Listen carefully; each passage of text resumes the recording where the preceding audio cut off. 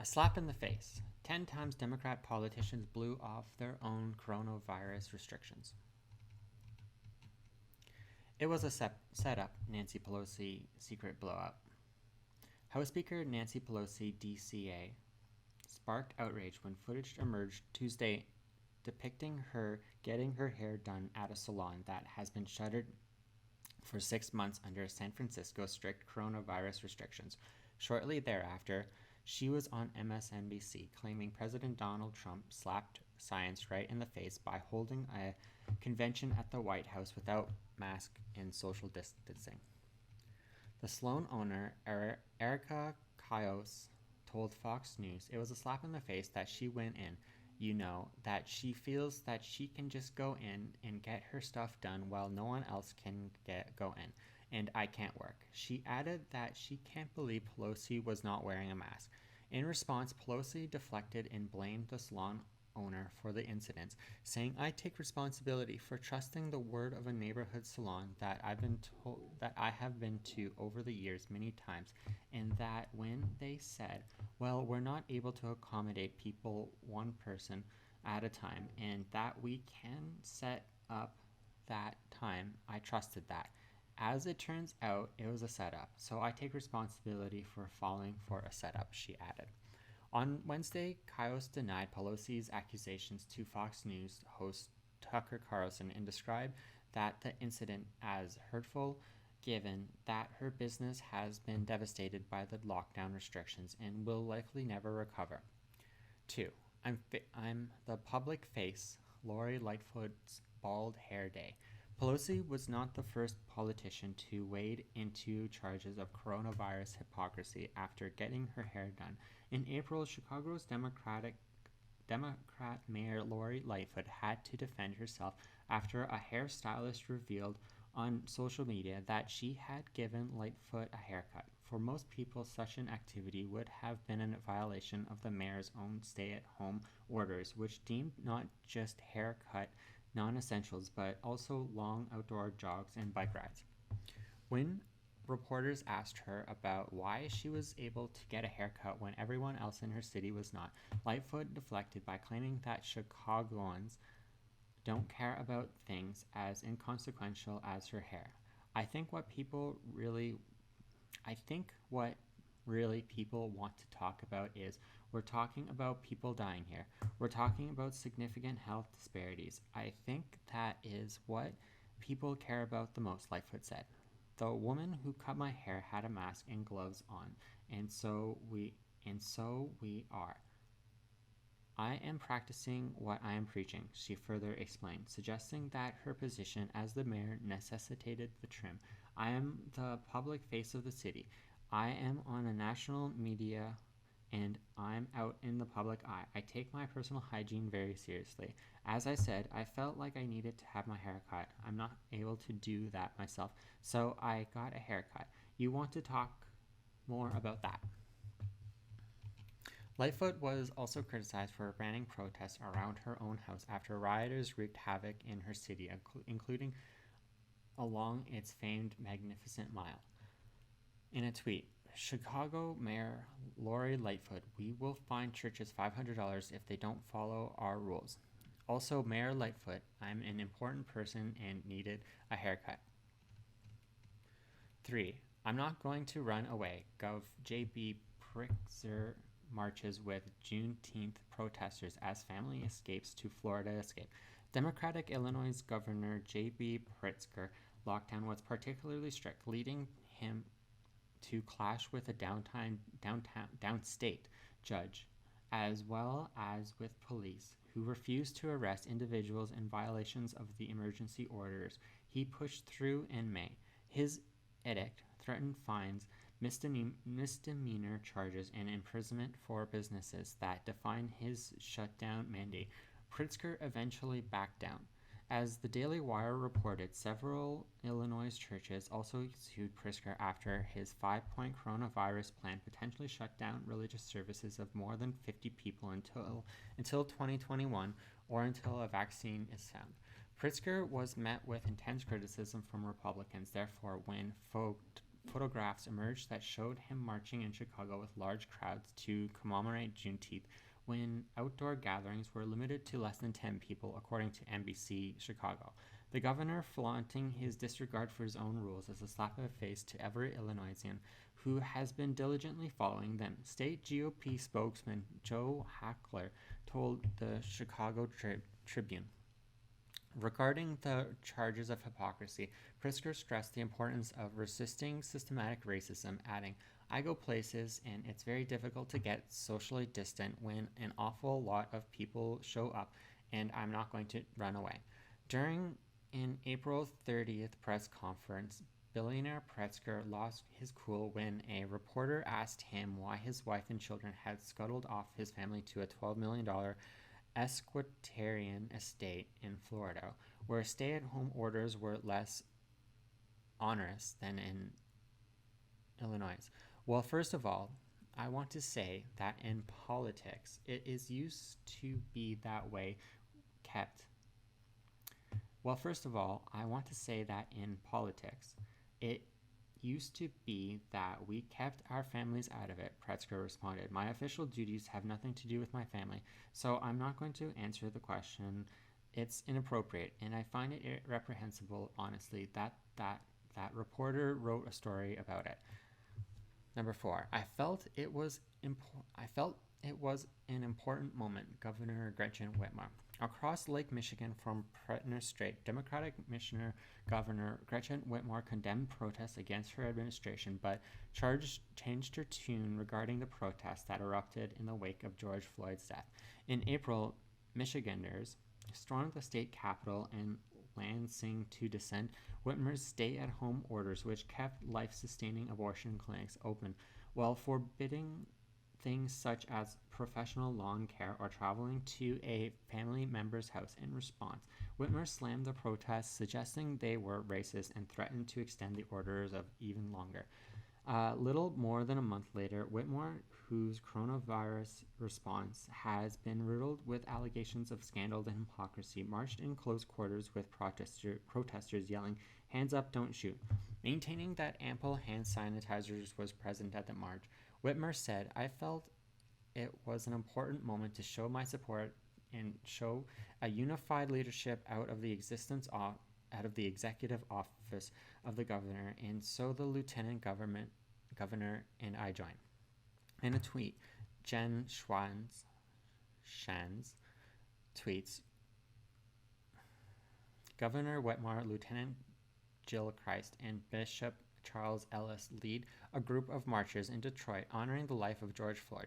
Marchers call out, "Hands up, don't shoot." Whitmer spokeswoman Tiffany Brown simply denied that governors had violated her own rules about social distancing, despite photographic evidence proving otherwise. Let's see. Tim Curry tweets out a picture of people kneeling. Andrew Edgar. Whitmer's spokesperson Tiffany Brown denied the governor had violated her own executive orders issued Monday that says people should remain 6 feet apart participating in public gatherings. Detroit News quoted. Number 5, Pennsylvania's Governor Tom Wolf and Dr. Rachel Levine. Another governor who disregarded social distancing rules to march with Floyd protesters was Democratic Pennsylvania Governor Tom Wolf on June 3rd. He gathered with his team in the state capital, where Harrisburg Dauphin County was in the yellow phase of its color-coded reopening plan, which limited outdoor gatherings to 25 people or less. Wolf also raised eyebrows when, according to a March investigation by Spotlight PA, his family's Central Pennsylvania Cabinet Supply Company continued operations during the coronavirus shutdown, despite having its waiver rescinded by state officials. Rising to Wolf's defense,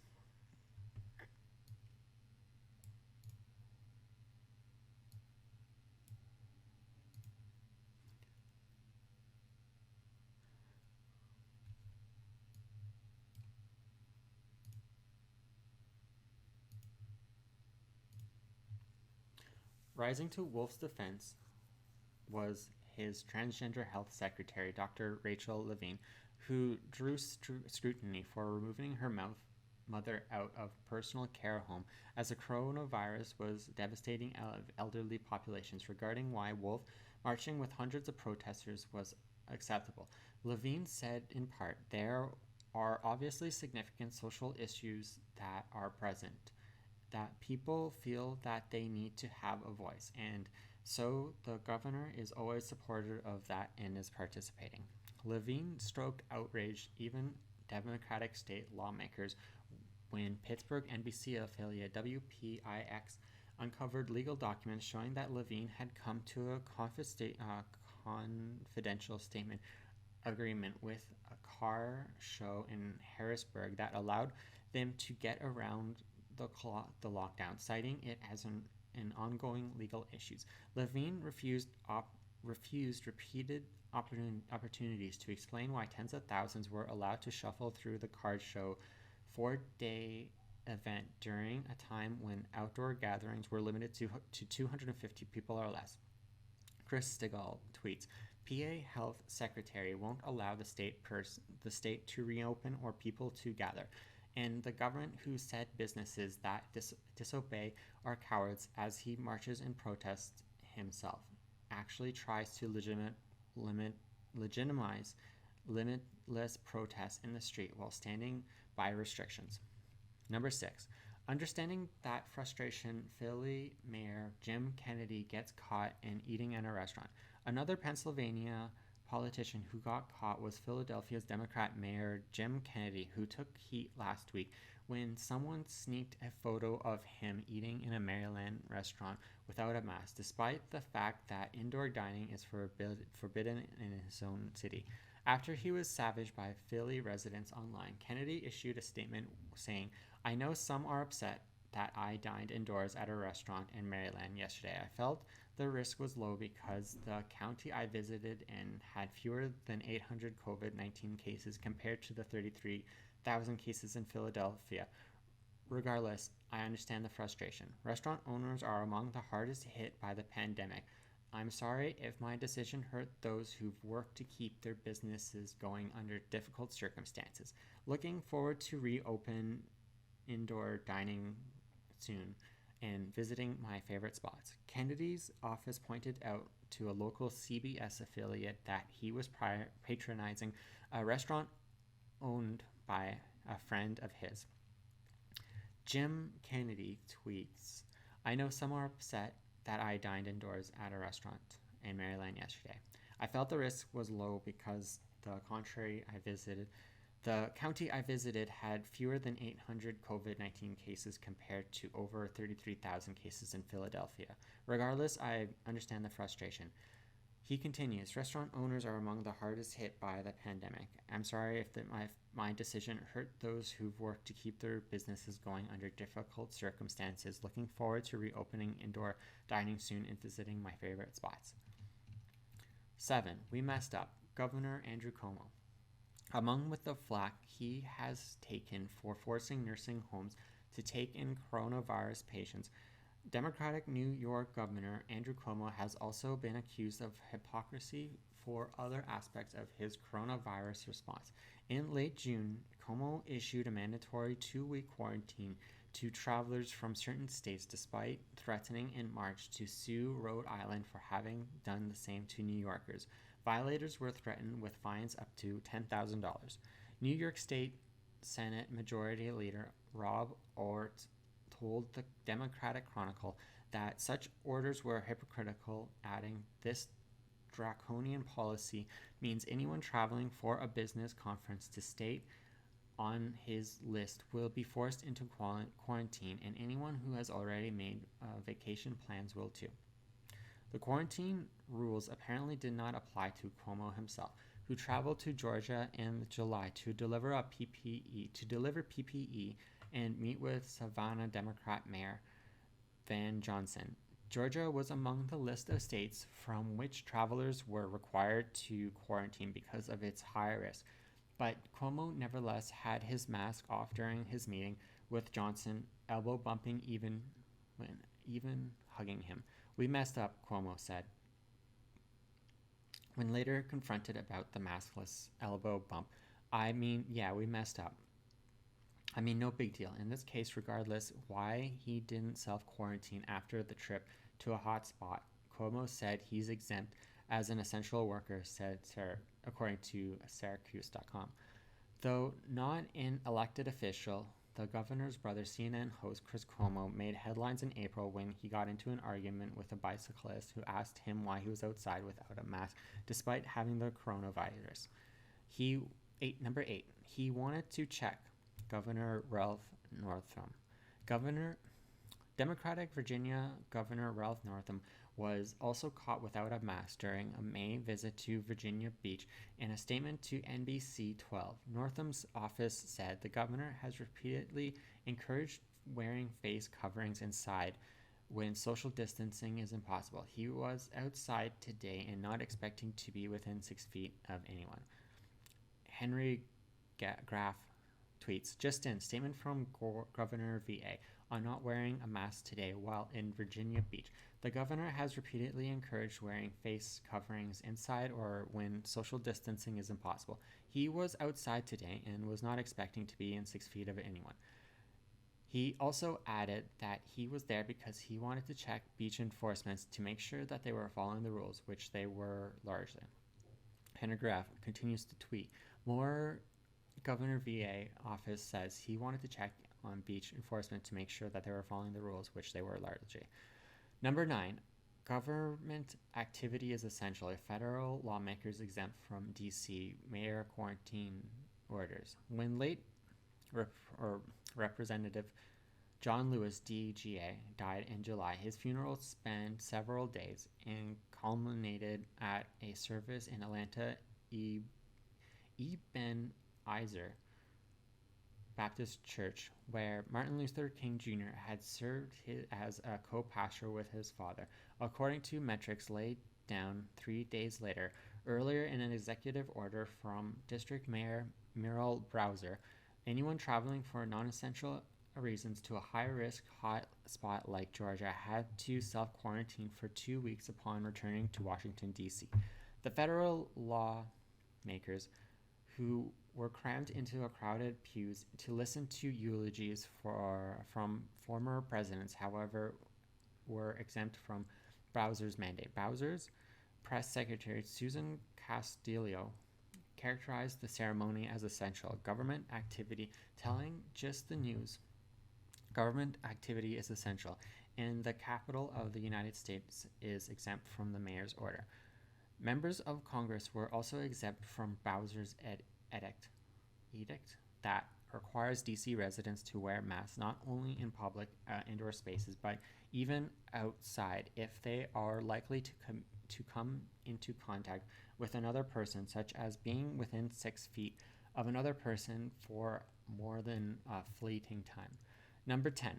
He wrote the book on hypocrisy, New York Mayor Bill de Blasio. New York City's Democrat Mayor Bill de Blasio was perhaps the first to flout his own coronavirus restrictions and has counted to remain at the forefront of politicians who do so. On March 16th, the same day he closed New York City's schools, and just 1 day before his shuttered his 27,000 restaurants indefinitely. De Blasio was seen going to a public gym for a morning workout. De Blasio 12-mile chauffeured jaunt from Gracie Mansion to the YMCA in Park Slope stroked fury even from some of his advisors in confidence, who described it as inexcusable, reckless, and pathetic, and self-involved. According to the New York Post, he later defended himself at a press conference, saying that, "I did not think for a moment they were anything problematic, because I knew the dynamics. And again, I have to stay healthy so I can make the decisions for to the people of the city." Megyn Kelly tweets, "Way to set the example, Mr. Mayor." De Blasio, who drew a stiff and widespread condemnation when he scolded the Jewish community after personally helping to disperse a rabbi funeral in Brooklyn, nevertheless marched in solidarity with protesters in the wake of George Floyd's death. Even after he began feeling sick After participating in the East Harlem Pray and protest in June, de Blasio refused to get tested for the coronavirus, prompting Councilman Robert Holden D. Queens to tell New York Daily News he wrote the book on hypocrisy. During his 6 years as mayor, he's been nothing but a hypocrite on most things, and this is a great example. Mayor de Blasio tweets, marching with ETCNY.org during today's East Harlem Pray and protest. I felt the urgency and pain of this moment, but also confidence that change will come because of the spirit of this movement and because of this city that we affirm that Black Lives Matter. Like many other Democrats leaders, de Blasio drew distinctions between protests against systematic racism and establishments that sustain people financially and spiritually. When you see a nation, an entire nation, simultaneously grapple with an extraordinary crisis seated in 400 years of American racism, he said, I'm sorry, that is not the same question as the understandable aggrieved store owners or devout religious person who wants to go back to services. Under de Blasio leadership, New York City has been hemorrhaging residents, many of whom are leaving permanently. As the Daily Wire reported, Como has taken begging the city's rich residents to return because the state revenues is in free fall.